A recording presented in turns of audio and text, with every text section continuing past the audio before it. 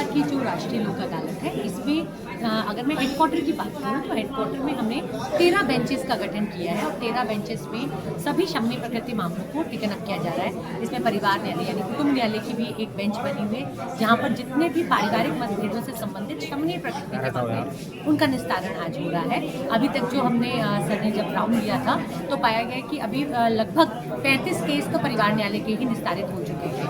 वही बात करें कि हमारे जो सेशन न्यायालय में जो कंपाउंडिंग श्रेणी के मामले बेंच संख्या 1 में 500 से ऊपर मामले निस्तारित हो चुके हैं। अगर मैं बात करूँ सीजीएम कोर्ट में तो सीजीएम कोर्ट की जो बेंच है वो बेंच संख्या 4 है, वहाँ पर भी लगभग 600 मामले अभी तक निस्तारित हो चुके हैं। तो ऐसे सभी जो कोर्ट्स हैं जहाँ पर बेंचेस बनी हैं उन बेंचेस से जो इस समय तक का आंकड़ा है वो लगभग 1,500 मामले अभी तक निस्तारित हो चुके हैं और अभी शाम तक ये लोक अदालत आयोजित रहेगी और लोग आ रहे हैं तो उनका निस्तारण होगा। यहाँ पर जो हमारा संभागीय परिवहन विभाग है, आरटीओ है, वो भी पहुँचे हुए हैं, पुलिस पर्सोनल भी पहुँचे हुए हैं। तो यानी चाहे मोटर वाहन अधिनियम से संबंधित शमनीय मामले हैं या आरटीओ से संबंधित शमनीय मामले हैं, उनका निस्तारण भी यहाँ आज हो रहा है। देखिए, जो विद्युत विभाग से संबंधित मामले हैं तो उसमें सिर्फ जो शमनीय प्रकृति के मामले हैं और जो कोर्ट में लंबित हैं उनके नोटिस समस्त कोर्टों द्वारा जो कि ये मामले निस्तारित करते हैं उनके द्वारा भेजे गए हैं। तो वो लोग तो आ रहे हैं जैसे नियमित रूप से वो लोक अदालत में आते हैं, लेकिन शायद कोई ऐसी भ्रांति फैली है कि बिजली के बिल माफ़ हो। तो देखिए, लोक अदालत में कोई भी बिजली के बिल माफ़ नहीं हुए हैं। यहाँ पर दोनों विभाग यानी जो दो पक्षकार होते हैं उनके आधार पर सुलह समझौता होता है। तो यहाँ पे जब बिजली विभाग का कोई प्राधिकृत अधिकारी ऐसा है ही नहीं कि जो कि इन मामलों पर कोई अपनी राय दे सके, तो इस पर हम कुछ नहीं कर सकते हैं। तो माफ़ किसी भी विभाग के हाथ में नहीं होता है। ये ऊपर से कोई भी जो सरकारी योजना या पॉलिसी आती है तब वो कुछ मामले जो ऐसे होते हैं, चाहे वो कृषियों के हों या ऐसे बिजली के होते हैं, तो वहाँ पर वो माफ़ होते हैं।